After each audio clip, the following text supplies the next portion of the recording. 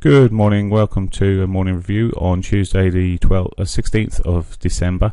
This is Kim Watson speaking for Easy Trader. Okay, looking at the pound dollar first, and yesterday we saw mainly a sell-off day, a little bit of retracement later in the day, and since then we sort of pushed back up towards the 4-hourly 8 moving average, where we're just finding a bit of resistance maybe at the moment. We've also got a daily 8 just fractionally above us there.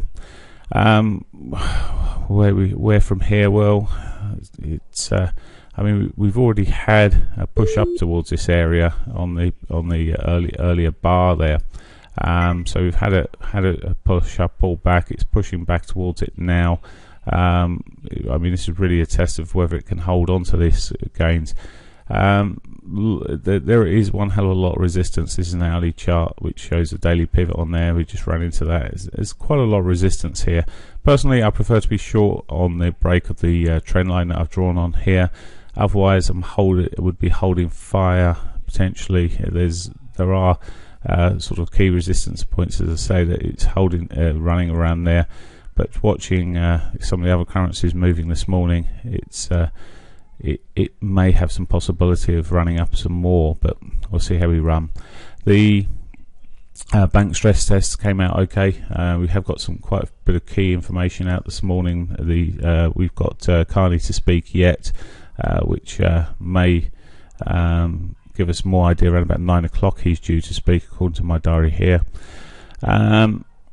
We've got other data, not a lot of other data that should affect the pound. I mean, 9 o'clock, and the more important data then is 9:30. We've got the inflation figures.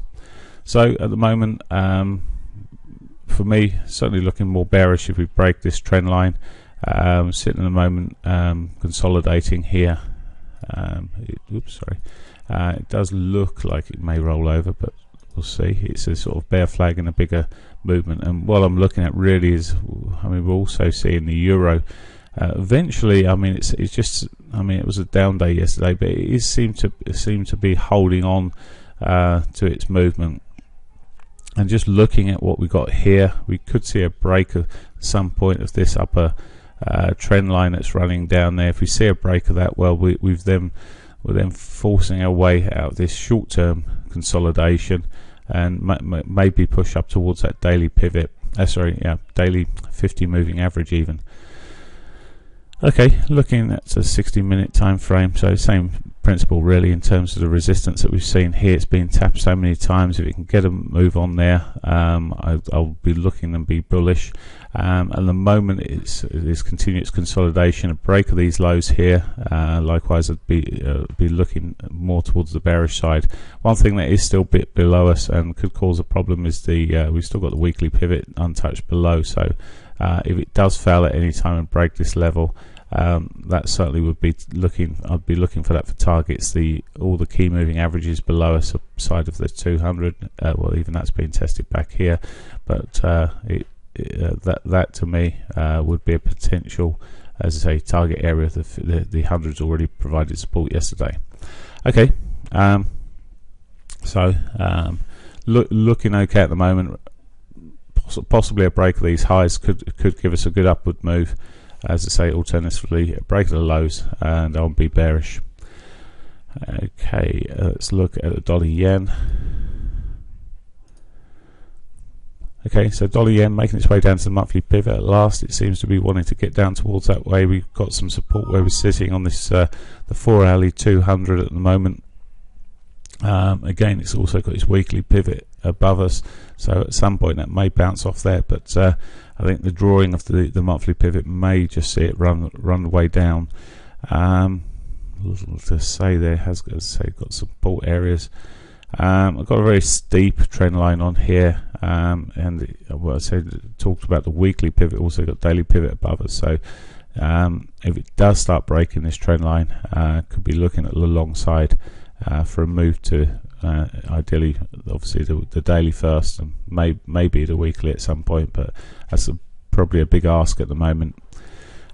So the intermediate trend really is still, well, sideways to downward. Okay, let's have a look. One last currency. We look at the Aussie dollar. Its bank rate was announced sort of minutes were announced during the Asian session there. No big surprises there. It's, as ever, it's continues to struggle a bit here. It's continuing to make lower lows, lower highs overall for rallies, showing that even when it, but there is divergence at these levels. I talked about it yesterday. As we've been running low, been running into divergence. So at some point we could see a break of it. There's a trend line that runs across the tops, just short-term tops here. A break of that level there could see me going bullish. Becoming bullish for the weekly pivot that's above us. Short-term, well, it's broken out of a shorter-term trend line that was sitting across there, but just pulled almost straight back into that level. Which again, possible weakness, but I'm looking at the bigger picture there for the trend line break.